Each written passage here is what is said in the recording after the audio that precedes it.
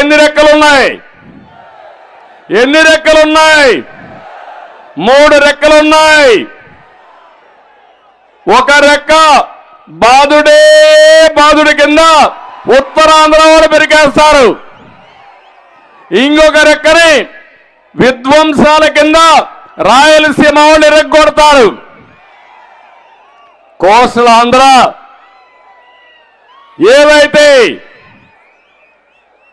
హింసా రాజకీయాలు చేస్తున్నాడో దానిపైన ఆ రెక్కను మీరు కూడా ఎరగొట్టేయాలి. 3 రెక్కలు ఎరగొట్టి రెక్కలు లేని ఫ్యాన్ ని రివర్స్ సీఎంకి ఇస్తే హ్యాపీగా తాడేపల్లిగూడెంలో కూర్చొని ప్యాలెస్ లో కూర్చొని ఆలోచిస్తా ఉంటాడు.